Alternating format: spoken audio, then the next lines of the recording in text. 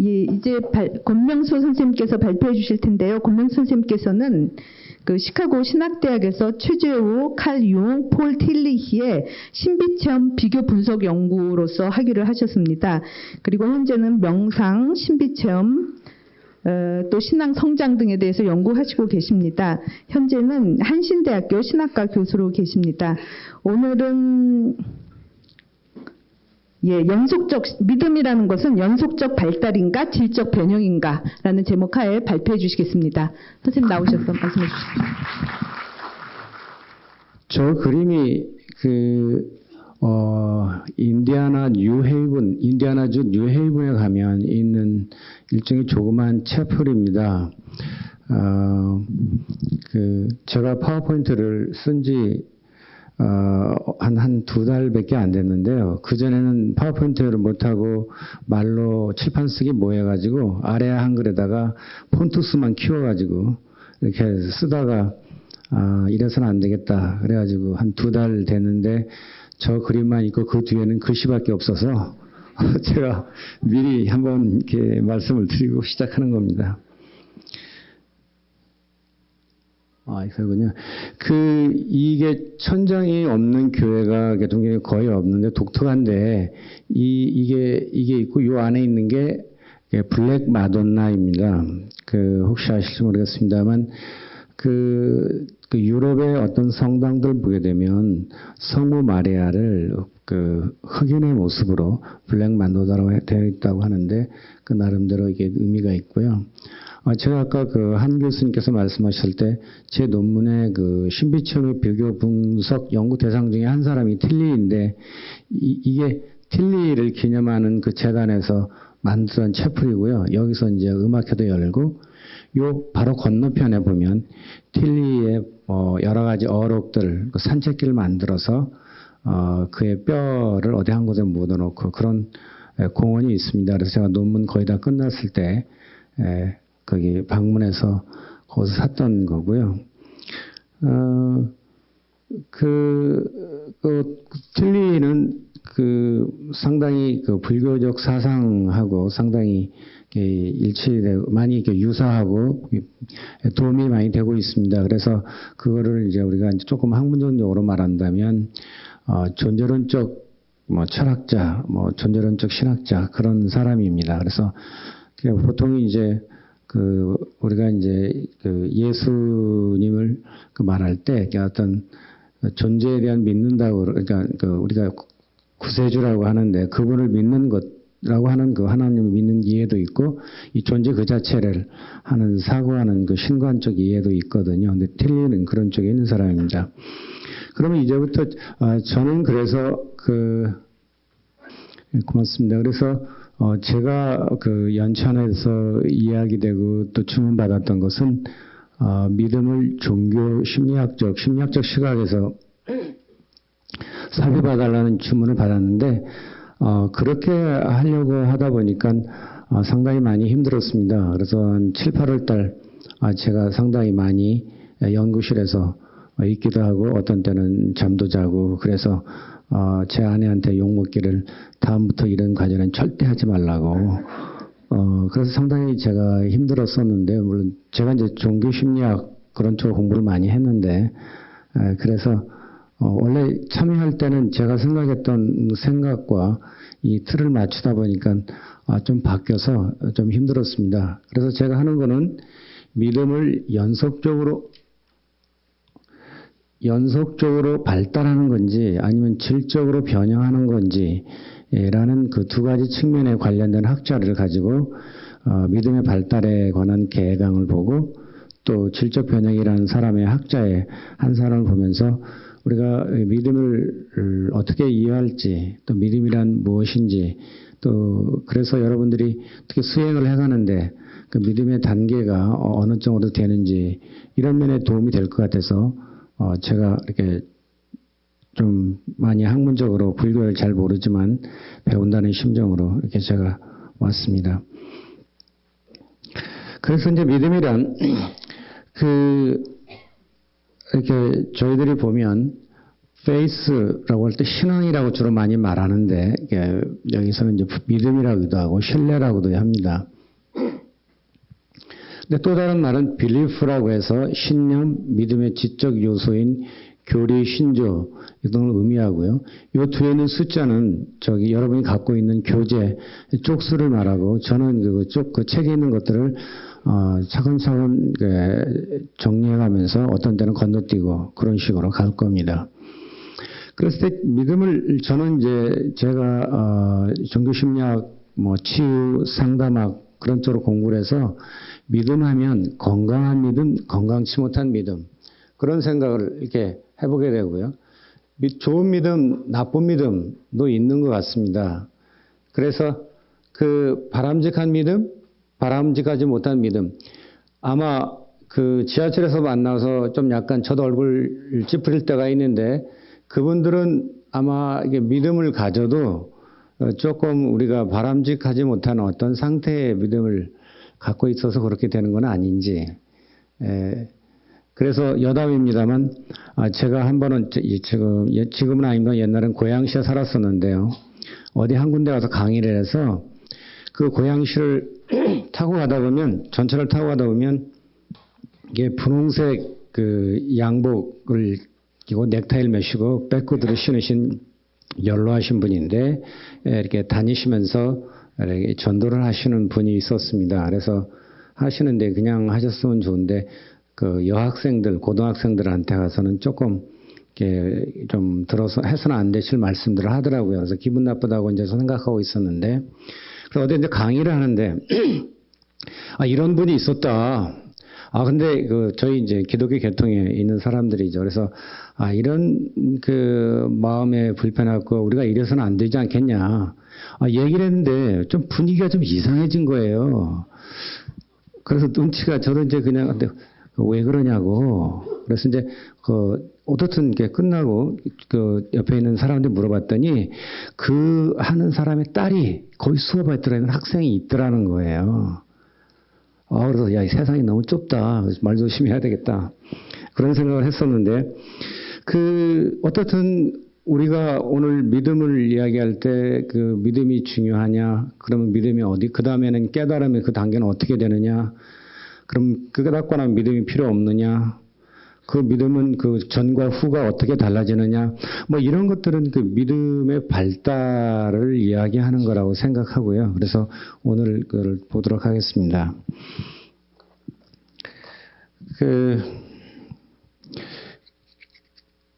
특별히 이제 그 믿음의 성장, 발달에 대해서 그 학자들 중에 보면 크게 제임스 파울러하고 신앙의 발달 단계라는 책이 Stage of Faith라고 책이 1981년도에 나와 있었었고요. 이 책들은 많은 사람들이 이렇게 알고 있습니다. 저희 그 그리스도교 쪽에서는 제임스 로더라는 사람이 삶이 변형되는 순간이라고 해서 Transforming Moment라는 책으로 이게 됐는데 81년도에 나왔는데 이 두 사람이 하나는 연속적 발달 단계를 말했고 하나는 트랜스포밍 어떤 무슨 갑작스럽게 어떤 이렇게 깨달음이 오는 그 순간이 오는 그 순간을 하는 책이 이렇게 동시에 우연히 출판이 돼서 관련된 신앙 발달이나 성장에 연구하는 학자들은 이 두 책을 상당히 기본 텍스트로 보고 있고요. 오늘 제가 발표하는 건 이 두 책의 내용의 핵심 내용을 살펴보고 서로 잠깐 비교해보는 그런 시간이 되겠습니다. 그래서 먼저 이제 파울로의 믿음 발달 단계 이론을 사실 양은 많은데 간단하게 살펴보겠고요. 파울로는 폴 틸릭, 리처드 리버, 윌프레드 스미스를 이렇게 영향을 받았는데 특별히 하버드 대학교 학생 시절 때 이 윌프레드 스미스가 말하는 강의하는 세계의 주요 종교 전통을 배웠다고 합니다. 하버드에서. 그래서 이 파울로는 스미스의 연구와 인품이 자신의 믿음 탐구와 연구에 큰 도움을 받았다고 그 책에 믿음 발달 단계 이론 책에서 말하고 있습니다. 그래서 파울로는 미국의 코카콜라가 있는 대학에 굉장히 많은 지원을 받는 에머리 대학의 교수고 믿음 발달 센터 소장이었습니다. 그래서 그의 주요 관심은 믿음의 내용이 뭐냐라기보다 믿음의 형식이 어떤 형식의 믿음을 갖고 있느냐를 우리가 이야기하게 됐고요. 그 관심을 갖고 그래서 믿음은 그 어떤 믿음의 내용을 갖는가라기보다는 믿음을 갖되 어떤 방식으로 갖느냐, 믿음의 형식이 삶의 과정에서 어떻게 발달하느냐를 관심이 가졌다는 겁니다. 그래서 이제 그 동료들하고 했고요. 그래서 그의 그 파울로는 믿음을 이렇게 이해를 하는 것을 이제 믿음이란 보편적인 관심사다. 어릴 때 유아기에 자신을 길러준 사람들에게 맺게 되는 최초 관계에서 형성된다. 그리고 관심이나 비전이나 가치 또는 대상에 대한 신뢰가 믿음이다. 그렇고 두 번째 믿음에는 종교란 해당 종교의 축적된 전통이라고 보고 또는 미술관이라고도 봤어요. 그래서 현재의 믿음을 길깨워주는 현실적 동인이다라고 이렇게 보면서 종교와 믿음을 스미스는 구분을 했고요. 그래서 종교보다 더욱 깊고 보다 인격적인 믿음이 축적된 전통을 통하여 인식되고 파악된 초월적 가치와 능력에 대해서 한 개인이나 집단이 갖는 응답 방법이라는 거예요. 그러니까 어떤 믿음을 가졌느냐? 그러면 그 사람은 어떻게 삶에 응답을 하느냐가 이게 있다고 보는 겁니다. 그래서 세 번째로 파울로는 믿음을 관계적이라고 보는 겁니다. 나와 타인 그리고 자기가 되는 중심적인 가치 이 세 가지가 서로 항상 상호 관계 속에서 믿음이 발달하는 거다라고 이렇게 말하고 있습니다. 그래서 헬라어를 보게 되면 피스티오는 내가 신뢰한다 그런 것이고요. 라틴어는 크레도인데 뭐냐면 나는 신뢰한다. 나 자신을 헌신한다. 그런 뜻이라고 이렇게 봅니다. 그래서 믿음은 관계적이라고 할 때 부모와 자녀와의 상호작용을 통한 신뢰와 충성의 유대에서 발전하여 타인이나 제도나 궁극적 가치 또 궁극적 실제와의 관계로서 믿음은 결코 개인적이거나 수직적인 것만을 의미하지 않는다는 겁니다. 그래서 이 믿음은 관계적이라고 할 때 항상 유동적이고 역동적이다 그렇게 말을 하고 있습니다. 그 네 번째 파울로의 믿음은 능동적 알매행위다. 그 180쪽에서 이쪽까지고요. 있는 책이고 믿음은 존재의 방식으로서 지각, 보는 것과 인식하는 방식에서 야기되고 그래서 믿음을 통한 알미란 삶의 초월적 존재 또는 삶의 중심적 가치와 연결되어 있기에 다른 형태의 알보다 훨씬 포괄적이고 중심적이다. 그래서 이렇게 알기, 그러니까 이치적으로 따져서 알기보다도 이렇게 믿음이 믿어지는 그런 현상을 말할 수도 있겠습니다. 다섯 번째는 마지막인데 믿음은 그 작용에 있어 논리나 이상보다는 상상에 의존한다는 거예요. 그러니까 내가 어떤 대상을 믿을 때 따져서 믿기도 하지만 그 자기가 갖고 있는 어떤 상상, 어떤 그 이미지네이션에 많이 의존하고요. 그래서 믿음이라는 우리의 삶을 궁극적 환경이라고 부를 수 있는 것에 대한 전체적인 이미지, 어떤 믿음의 세계관의 상, 신관, 어떤 종교관 이런 것들을 이렇게 말할 수 있겠습니다. 그래서 파울로 믿음의 글을 간단하게 정리해 보면 특정 종교의 전통의 믿음 이해를 논한다기보다는 종교 일반의 믿음이란 어떤 것이냐라는 것을 토대로 그의 그 믿음 발달 이론을 에서 이렇게 연구했다고 생각합니다. 그래서 믿음은 신념 또는 지적 신조와 같은 그런 거라기보다는 또는 종교라기보다는 초월자와 관계 맺으려는 인간적 탐구의 가장 근본적인 범주다.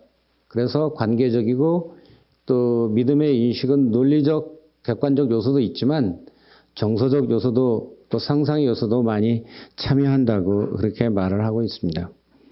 그래서 아까 그 정 교수님은 이렇게 감성적 믿음에서 이성적 믿음으로 가야 한다고 일면 타당한다는 면도 있지만 그 사람의 이성적 인식은 어떻게 보면 감정적 인식에 상당히 영향받고 있어서 요즘에 말하는 EQ가 IQ보다 중요하다고 그렇게 말을 하잖아요. 근데 그것은 우리가 알고 있는 감성적 요소가 우리의 삶이나 정신작용에 큰 영향을 미치고 있다. 그런 얘기도 하고 있습니다. 그래서 이제 파울로는 인간이면 누구나 갖게 되는 보편적 범주로서 무신론자도 믿음을 갖고 있다. 그렇게 말하고, 어떤 사람은 그렇게 얘기하잖아요. 저희들은 이제 기독교에서는 이제 전도라고 하는 거 하는데, 제가 옛날에 한창 열심히 있을 때는 이렇게 가가호 방문하면서 이렇게 전도를 이렇게 해본 적도 있는데, 그럴 때는 어떻게 하냐면 사람들이 내 주먹을 믿어라. 그런 사람도 이렇게 만나기도 하고, 그런 사람도 있었는데, 그 사람도 믿음이 있는 그런 거라고 보죠. 피아제선 인지 발달론과 피아제 인지 발달론, 콜버그의 도덕 발달론, 에릭슨의 생애 주기 이론, 이런 이론들을 토대해서 자기의 발달 이론에 시작했고요. 그 사람은 약 4세부터 88세에 이르는 400여 명 사람들을 8년간의 면담을 걸쳐서 여러 가지 자료를 얻고 그것을 통계 분석해서 수집된 자료를 분석하여 믿음 발달 단계론을 주장을 했습니다. 그래, 이제부터는 이제 내용 들어가면 많이 이게 좀 지루하고 그럴 것 같은데, 이 단계가 이런 거다. 특징은 뭐다. 그래서 넘어가고, 그 다음에 이제 로도의 변형, 질적 변형이 어떻게 생기느냐, 믿음에. 그 문제들 보고 또 그대로 하겠습니다. 믿음 발달 단계는 되게 6단계인데, 0단계를 같이 이제 포함해서 원초적 단계, 직관적, 투사적 믿음의 단계, 신화적, 문자적 단계, 종합적 인습성 단계, 개별적 성찰적 단계, 통합적 믿음, 보편적 믿음, 이게 6단계라고 이렇게 되어 있습니다. 여러분, 우리가 이제 발달 단계 이론을 스테이지 띠오리라고 그러는데, 스테이지 띠오리의 기본 전제가 뭐냐면, 한 단계가 지나면 그 단계, 발달 단계를 성취해야 그 다음 단계로 나아간다고 말하거든요. 그렇게 보게 되면 그 나름대로 여러 가지 약점도 있으나, 나름대로의 어떤 한 사람이 어느 정도인가를 알 수 있는데 상당히 좋은 점이 있어서 이것을 많이 참고도 한다는 것이죠. 원초적 단계에서는 영학이, 미분화된 믿음이 있고 0세에서 15세까지, 그리고 직관과 환상으로 가득 차 있고, 개념 이전의 세계고 무사고의 세계에 산다. 그래서 이때 부모와 아이의 관계가 그의 정신 건강의 상태나 앞으로의 대인관계에 매우 중요한 영향을 끼친다. 이때 만약에 이런 대상관계나 돌봄이 불충분하게 되면 아이들은 커가면서 자기중심적으로 믿음을 갖게 되거나 아니면 그 반대로 자신에 대해서는 무관심하게 된다고 이렇게 말합니다. 그렇죠. 1단계 직관적 투사적 믿음은 학자들은 파울로는 2세부터 7세의 시기다 그러고요. 논리적 사고가 결여되거나 자신의 경험을 유일한 관점으로 생각하고, 상상력은 경험의 세계를 이미지로 파악하게 되고 그런 걸 한다는 거죠. 성인들의 믿음의 표현을 모방하고 환상과 상상력을 발휘하여 믿음을 키워간다고 볼 수 있습니다. 옛날에 4월 초파일 날 보니까 이렇게 버스 타고 지나가는데 부모님들이 자녀를 데리고 이 조계사에서 많은 행사를 하는데, 그것은 상당히 신앙 교육에 매우 좋은 그런 긍정적인 형상을 끼칩니다. 왜냐하면 아이들은 부모의 믿음이나 신앙을 보고 자라기 때문에 그런다는 거죠. 그러나 만약에 무한대의 공포와 파괴적인 이미지에 사로잡히는 경험에 노출되거나 도덕이나 교리를 강압적으로 강요받게 되면 이 아이의 상상력이 이렇게 방해된다, 그런 얘기를 하고 있습니다. 어떤 사람들은 왜 유태인이 노벨상에 많이 태어나느냐라고 할 때 학설들이 여러 가지 있습니다만, 그 중에 한 가지 학설은 그들은 안식일이라고 그래서 지금의 토요일 날은 절대 다른 것을 안 하고 집에서 가족들하고 같이 교류하고, 지금 그들은 이제 구약 성경이죠. 구약을 성경 말씀을 읽고 외우고 그렇게 한다는 거예요. 그러면서 하나님은 눈에 보이지 않거든요. 그래서 그들의 상상력이 상당히 부모들과의 관계 속에서 신앙이 커가서 상상력이 많이 발달하고 그래서 이제 상당히 많은 굉장히 역작들이 많이 나와서 노벨상 전설이 많다. 그런 얘기도 하고 있습니다. 2단계에서는 신화적 문자적 믿음은 7세에서 8세부터 12세 정도의 연령이다. 환상적으로 생각하던 게 문자적으로 이해하고 그렇지만 신화적이다. 논리적인 사고를 통해서 원인과 결과, 공간과 시간에 대해서 점점 생각하게 되고 타인의 관점을 이해하기 시작한다. 공동체 이야기, 교리, 관례적으로 해오던 것들을 자기 것으로 답습하기 시작하고요. 특별히 이때 이야기는 뭐냐면 들려주기, 그러니까 스토리텔링이라고 해서 이야기가 상당히 많이 아이들에게 영향을 주고 또 가치를 형성하는 데 도움이 된다. 그렇게 말을 하고 있습니다. 그리고 상징이 문자적이고요. 그래서 문자적이다. 그러니까 그렇게 보고요. 부모의 권위가 강하고 착한 아이라는 소리를 듣기를 좋아해서 그런 거에 인정받기를 좋아하면 완전주의에도 빠질 수 있다. 네, 그렇고.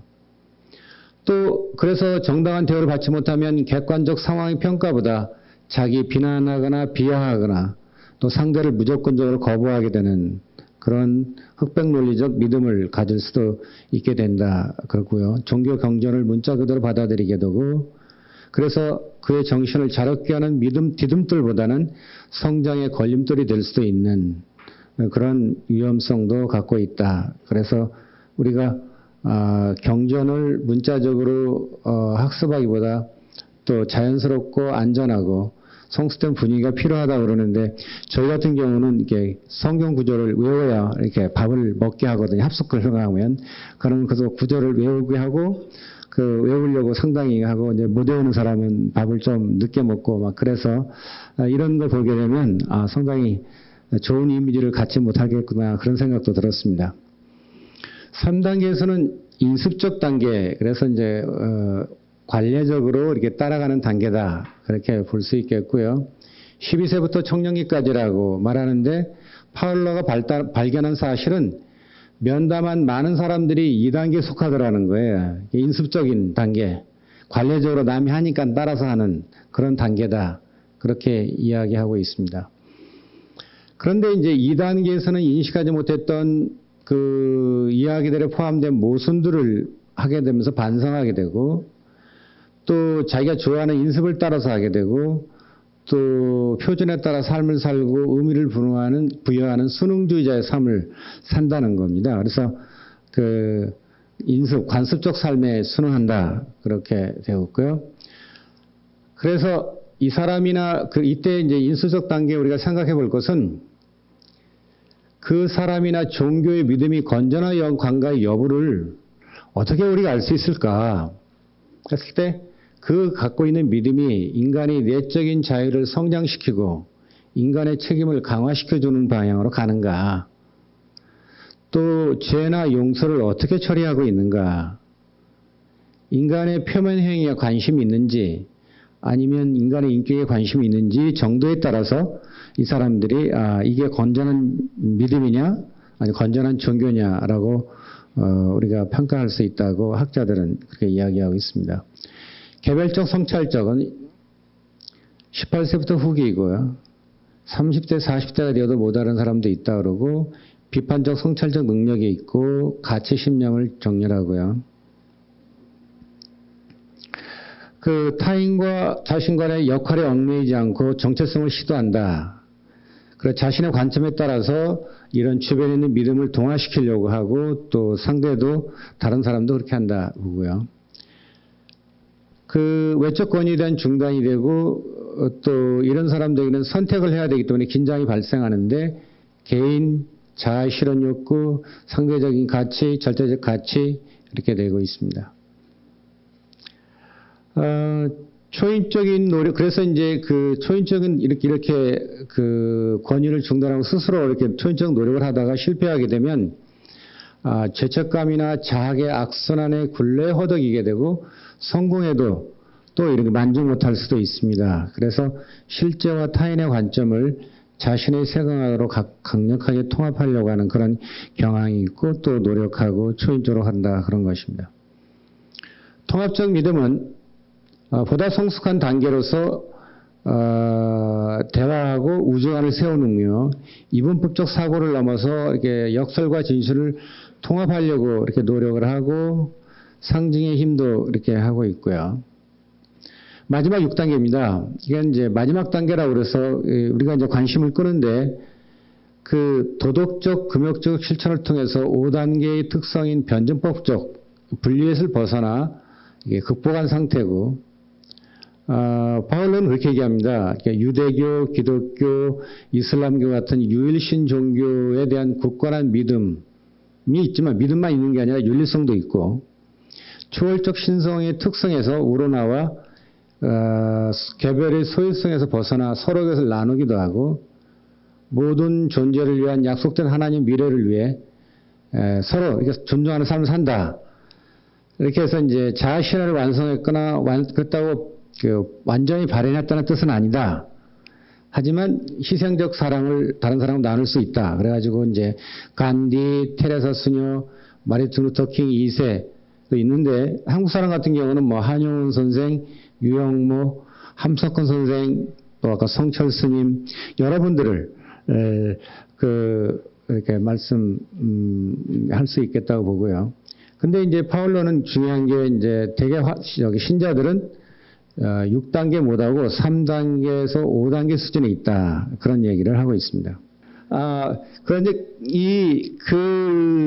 파울로의 그 믿음 발달론은 사실은 구조론이라고 말을 하고 있는데 이 발달론을 발표하고 난 후에 이제 그 7가지 구조적 요소를 해서 이렇게 자기 이론을 보완을 이렇게 했습니다.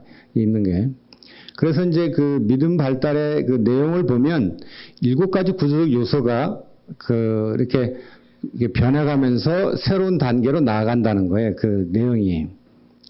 그걸 보면 그 7가지 구조적 특징이 뭐냐면 논리 형태, 관점, 도덕 판단, 사회의식, 권위, 세계관, 상징적 자리. 이게 7가지가 있는데 이 요소가 확실성의 논리와 확신의 논리 요소를 포함하고 있다고 말하고요. 이성의 확실성은 믿음의 객관성, 논리성을 담당하는 부분, 그래서 논리의 형태, 관점, 도덕 판단이고요. 확신에 해당되는 부분은 믿음의 감정, 상징, 초월, 전체성을 말하는데 이제 후반의 4가지 요소. 그러니까 이제 사회, 권위, 세계관, 상징 이런 거를 이렇게 요소한다. 그렇게 말하고 있습니다. 이거를 이렇게 이 전체를 요약한 게 이건데 요거를 보고서 이게 0단계, 1단계, 2단계, 3단계, 4단계, 5단계 이렇게 올라간다. 그런 얘기고요. 이게 이제 논리, 관점 이렇게 되어 있는데 이게 있으면 0단계에서 아무런 교류가 일어나지 않지만 이렇게 그 사회의식, 권위 이런 교류가 이렇게 서로 일어나고요. 올라갈수록 이렇게 점점 더 많아진다. 그리고 이런 내용으로 믿음 발달론이 형성되어 간다. 그런 얘기를 하고 있는 겁니다. 그래서 그 수평적 차원과 수직적 차원이 있다. 이 믿음이란 이 2가지가 하나 된 거다. 그러고요. 그 논리 형태는 사고 능력이 있어야 된다. 역할을 나의 입장뿐만 아니라 상대방의 입장도 고려할 수 있어야 된다. 그런데 이제 어린아이는 왜 어린아이냐면 내 것도 내 것이요, 네 것도 내 것이다. 라고 하는 것이기 때문에 이제 어린아이다. 그런 거거든요. 그리고 자기 생각밖에 모를 때 그건 어린아이다 그러고 나이가 들어도 어린아이인 사람들이 상당히 많이 있는데 제가 이렇게 살다 보면 남성분들이 그런 사람들이 많아요. 그래가지고 혹시 여러분들 중에 자녀분 중에 아들만 계신 분 한번 손 들어보셔서 아들만 계신 분 네, 많은데 아들만. 네, 그런 분들은 그 어머니가 상당히 외롭습니다. 왜 그러냐면 안 그러신 분도 계시겠습니다만 바깥에 이제 이렇게 남편이 이렇게 일 갔다가 와가지고 보면 이 아내가 자식만 챙겨주는 거예요. 그래서 나도 남편이고 주인인데 왜 자식만 채워주냐. 그러면서 그러면 엄마가 뭐라 그러냐면, 아이고, 작은 아들 또 키워야지, 큰 아들 또 챙겨야지, 내가 참 바쁘구나. 그런 얘기를 한다는 거예요. 그래서 이 관점 채택이 이제 그런 우스갯소리도 있다 그런 거고요. 그래서 그 관점이 선택한 집단을 택하는데 3단계의 믿음을 넘어서 4단계로 속한다. 이제 자신의 관점보다는 집단의 관점을 택한다면 도덕 발달 그래서 이제 도덕 발달도 같은 이유라도 3단계에서는 내가 남의 물건을 훔쳐서 내가 벌을 받아야 돼. 그렇지만 4단계 믿음에 있는 사람은 사회 규범을 어겼기 때문에 내가 벌을 받는다. 이렇게 그런 차이가 있다. 사회의식, 권위의 자리, 가장 내 중요한 의미를 어디서 얻느냐, 판단이 어디에 있느냐, 권위의 위치가 어디 있느냐라고 말을, 누가 얘기해서 따라가느냐? 아까 말한 것은 내가 이성적으로 판단하고 확인하고 경험했기 때문에 가느냐, 이 권위 정도가 어디냐라고 하는 거고요. 근데 이 권위는 객관성을 넘어서는 열정, 감정적 요소들이 있다. 세계관, 궁극적 환경이라고 보고요. 세계관이. 파울로, 그래서 이제 특징이 믿음의 5단계가 되면 가장 교류가 왕성하다. 그래서 7가지 요소들이 평생 발전해 가는데 함께 준비가 되어야 다음 단계로 넘어간다. 이런 얘기를 하고 있습니다. 예. 파울로는 그림을 그렸는데 이게 발달할 때 이렇게 나선형으로 이렇게 올라간다는 겁니다. 이게 점점 그 단계가 올라갈 때 그러면서 그 내용들은 이제 이런저런 내용도 있고 올라가기도 하고 또 내려가기도 한다. 그런 얘기를 하고요.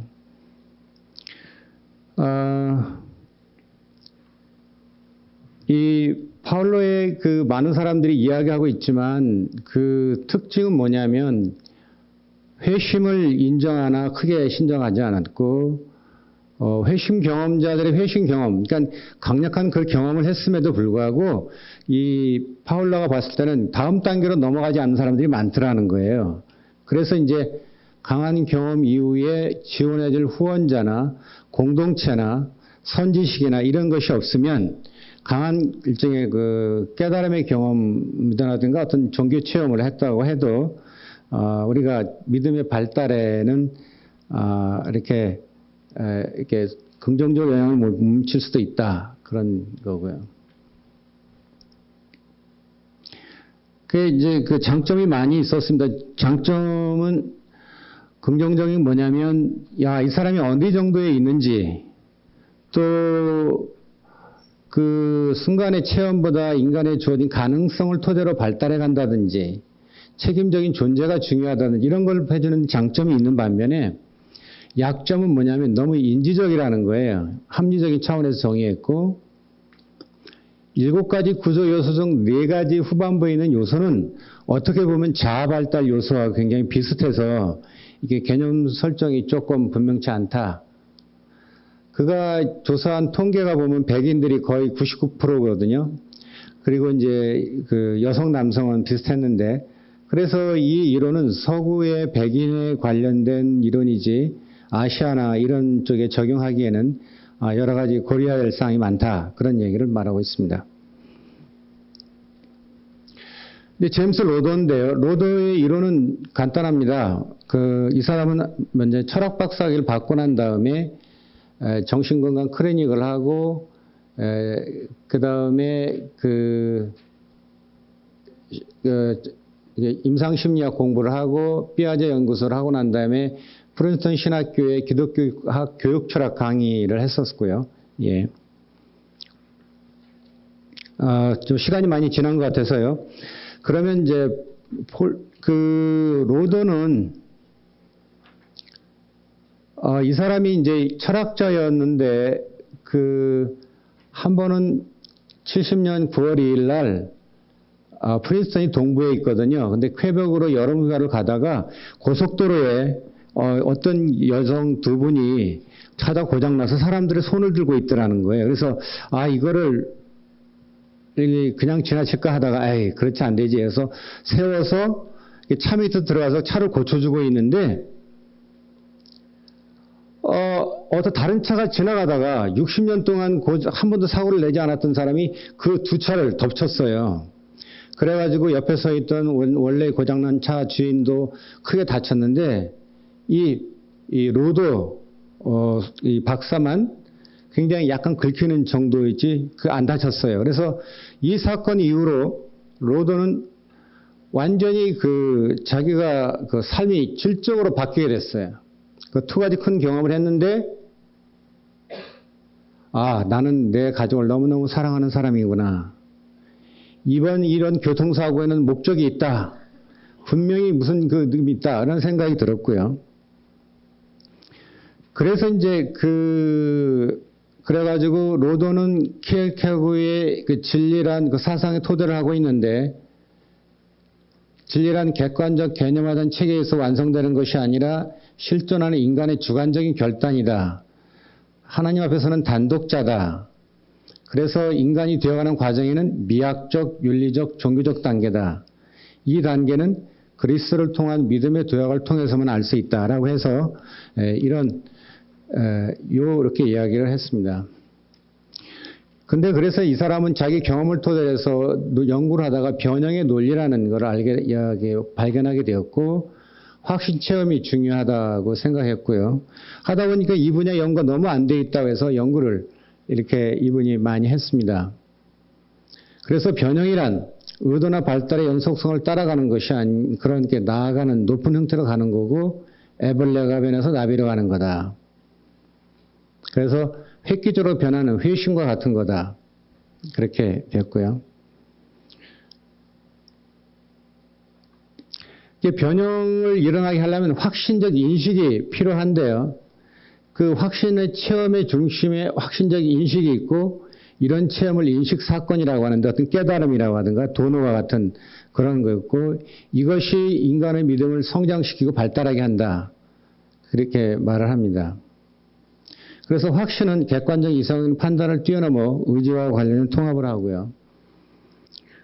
그래서 확신적 의식이 인식 사건을 만들고 인식한 통찰력이 있고 이건 비합리적 요소가 있어서 상상력에서 이루어지고 하나의 인식적 도약이 이루어지고 모든 확신 사건 중심에는 이것이 발견한다는 거예요. 확신적 인식이.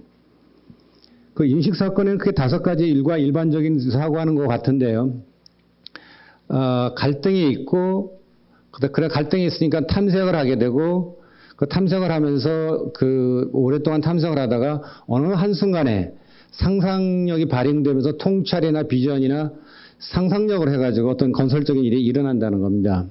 넷째 단계가 그래서 이제 인식의 이완과 개방이 이루어지고요. 그래서 문제 해결이 되고 마지막 단계는 그걸 해석을 한다. 그런데 이런 인식상거는 항상 연속과 불연속의 혼합이 되어 있다는 겁니다. 연속이라는 건 뭐냐면 의도를 해서 가다가 어떤 불연속으로 가는데 불연속이라는 건 뭐냐면 신비의 힘이라고 말하는데 갈등의 해결은 내가 노력을 하지만 해결될 때는 신비적으로 그래서 이것을 선물이다라고도 말을 한다는 거예요. 결국 노력을 해도 우리가 이제 꾸준히 우리가 이렇게 수행을 하지만 이루어지는 때는 그게 있다고 말하는 것 같다고 볼 수 있겠습니다. 그런데 로더는 인식 순서가 그렇다면 또 인간의 실존에 4가지 차원이 있다고 그러고 이 4가지가 항상 이렇게 함께 작용한다고 그러는데 사람이 사는 세계, 자아, 무의미, 거룩. 예, 이 3개고요. 자아가 이제 이렇게 나아가고 있고 중요한 게 이제 공허입니다. 존재가 소멸되고 자기 존재에 부정되고 결핍되고 소외된 이 상태를 이런 상태에 있어서 자아와 세계에 끼어들어서 변형적 인식을 일으키는 갈등이 되고 여기에서 어떻게 처리하느냐에 따라서 이제 되는데 마지막 단계가 거룩입니다. 왜 사람들은 무의의 위협 속에서 살고 있는가? 로더는 거룩됨이다. 거룩이 뭐냐? 정반대는 공허의 얼굴, 하나님의 얼굴이 되기도 하는데 거룩의 차원이 있는데 거룩을 경험하는 것은 실존적 존재 상태가 존재 그 자체로 명확히 나타난다는 거예요. 용서가 보복을 대신한다든지 용기가 두려움을 이긴다든지 개인의 인격과 정신건강을 초월한 어떤 존재가 내 삶이나 이게 활동을 짐작할 수 있는 그런 것이 이제 그런 상태를 경험할 때 이게 거룩의 상태고 거룩을 경험한다라고 이렇게 이야기를 합니다. 그래서 이게 이 두 이론이 하나는 연속적 발달이냐, 하나는 그 어떤 그 불연속의 질적 변형이냐, 이 두 가지를 통해서 믿음이 발달한다고 그러는데 여러분들은 어떻게 어느 쪽이 더 이렇게 도움이 된다고 또 어느 쪽이 여러분에게 이게 더 이렇게 다가오신다고 생각하십니까?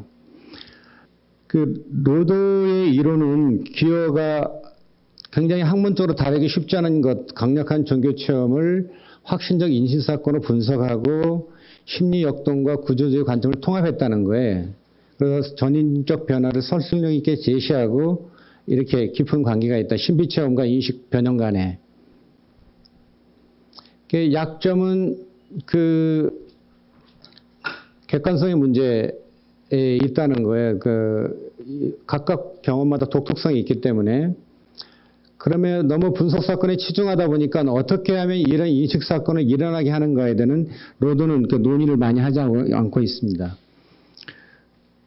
그 파울로는 믿음이 발달된 측면에서 나오지만 믿음이 은총으로 주어지고 하지만 이 은총에 대해서 인간이 어떻게 응답하느냐에 따라서 믿음 발달이 달라진다고 보고 로드는 믿음이란 추상적인 것이 아니라 인간 실존적 체험으로서 구체성을 통해 존재의 확실성을 얻게 된다. 비록 나약해도 신의 능력에 참여한다. 이것이 믿음이라고 이렇게 말합니다. 역동성. 그 정리를 하면 이 두 가지의 그 통합 가능성을 모색하면서 파울로는 믿음의 단계적 양육적 측면을 강조했다면 믿음의 계시적 질적 변형의 측면을 강조하고 발달적에 따라 발달 단계가 필요하지만 특정 시기에는 생의 심한 갈등으로 인해 획기적인 내면 세계가 흔들리는 질적 변형의 순간도 올 수 있다는 거예요. 그래서 제가 생각할 때는 각자 두 가지의 그 장점과 단점이 있어서 서로의 보완해 줄 수 있다고 보는 겁니다. 연속적 발달 이론과 질적 변형 이론은 상호 보완적 관계가 있어서 그렇고요.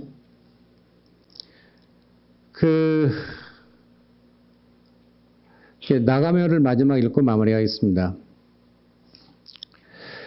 로더는 그 발달이 언제 일어나냐면 발달 단계 사이 그 과도기에 일어난다고 하는 거죠. 그래서 경험 당사자가 어느 단계에 속해 있든 그 단계 안에 질적 변형을 이루어가며 수준의 삶을 살아가는데 파울로의 발달 이론은 로더의 그 변형적 관점이 보완이 필요해요. 왜냐하면 그 파울로는 그 중간 단계, 그 트랜지션 단계에 대한 그런 과정 고찰이 없는데 질적 변형은 그런 데서 일어나고 사람이 그 큰 종교 체험이나 일어날 때 언제 일어나냐면 위기 때 일어난다고 말하거든요. 그래서 불교의 명상 수행을 통한 경험에도 두 이론이 그 많이 도움을 받을 수 있다고 봅니다. 로더의 질적 변형 이론은 수행자의 의미 있는 깨침의 경험, 당시의 실존적, 그 당시 현상, 삶을 이해하는 데 매우 유익해요. 그걸 놓치지 않는 게 중요하고 파울로의 발달 이론은 수행자의 믿음과 인식 수준이 이 믿음의 여정의 어느 지점에 있는지를 그 지도의 역할을 해준다는 겁니다. 그 종교인의 영적 수행의 경험 속에는 영적 우회라고 하는 불순물이 함유되어 있다는 거예요. 그러니까 이렇게 자선을 하거나 또 영적 수행이 오래 하는 사람들은 그걸 굉장히 많은 그런 것을 자부심도 느끼고 깨달을 수 있지만 거기에는 어떤 불순물이 있어서 이런 그 단계의 이론이나 또 질적 변형의 그 과정에 좀 필요하다 그런 말을 할 수 있겠고요. 그래서 믿음의 성장, 종교 심리학적 믿음에서 가장 이상적인 방법은 사고 보완적이어야 한다. 그리고 둘 중에 어느 한쪽이 치우치는 것이 아니라 양쪽의 장점을 선용하여 자신의 약점을 보완하는 변증법적으로 이렇게 써야 되겠다는 거고요. 이게 마지막 책에 있는 마지막 내용인데 모란이라는 학자는 발달과 회개는 서로 양립될 수 있을 뿐만 아니라 서로를 필요로 하고 분리가 되면 서로 위험하다. 만일 발달의 개념이 회개의 움직임을 그 자체에 포함되지 않는다면 발달은 스스로 파괴적이다. 반면에 회개나 질적 변형이 발달적으로 일평생 과정으로 이어질 수 있는데 그렇지 않으면 회개는 유례적인 하나님 경험이 되겠다. 이러한 수직적 이해는 인간 발달을 정지시키거나 이를 2층 건물의 지하실로 밀어내버리는 그런 것 같은 그런 거라고 하는 것입니다. 이런 것으로서 제 연속적 발달이냐 질적 변형이냐를 마치겠습니다. 감사합니다. 수고하셨습니다. 예, 선생님께서는 파울로는 믿음이 점진적으로 발달해 나간다. 그리고 로더는 급진적으로 질적인 변형이 있다라고 이렇게 둘을 중요하다. 설명을 하시고, 예. 그러면서 이제 둘을 융합하는 거가 필요하다라고 말씀을 하셨습니다. 파울로가 이 발전 단계가 그래도 이성적인 어떤 이성의 확실성 또 확신의 논리에 따라서 진행돼 가는 것 같은데 그거에 반해서 그러면서도 파울로 설명하실 때 선생님께서는 믿음이라는 것은 굉장히 감성적인 부분 또 감정적인 상상력의 그 활용 뭐 이런 것들을 강조를 하셨고 더더군다나 파울로보다는 이제 로더로 가면은 그 신비 체험, 뭐 계시, 회심, 은총, 선물 이런 것들을 많이 말씀을 하셨는데 그것이 우리가 앞에서 이야기했었던 그런 이성적인 측면이나 합리성과 어떻게 양립 가능한가 이런 질문도 생각해 볼 수 있을 것 같고요. 또 계속 발전해 나가는 그 측면이 어떤 기독교적인 그러니까 파울로나 로더가 설명하는 그 설명 발전 단계의 그 설명 모델이 기독교적인 그 신앙관을 전제로 해놓은 것이 아닌가 이것을 불교에도 그대로 적용할 수 있다라고 보시는가 왜냐하면은 계속 설명하실 때 뭐 신의 믿음, 유일신의 믿음 뭐 이런 이야기가 계속 나오더라고요. 그래서 그런 측면에 대해서 어떻게 생각하시는지 간단히 답변해 주시기 그래서 바랍니다. 제가 이제 아까 어떤 분이 이 글쓴이라고 굉장히 수고했다고 그런 얘기를 해서 제가 이 글 쓸 때 상당히 힘들었습니다. 이게 발표 장소가 불교적 환경에서 그걸 해야 되는데 그 서양의 그 일반 특히 불교학자가 아닌 일반적인 학자들은 되게 이제 기독교적 배경에 있기 때문에 신이라고 하는 어떤 절대자를 전제로 하고 또 문화가 그래서 그런 내용들이 있어서 그런 냄새를 또 그것이 풍기지 않으면서도 심리적 믿음의 성장을 이야기해야 할 때 상당히 제가 표현하기도 그렇고 그러면 상당히 어려웠습니다.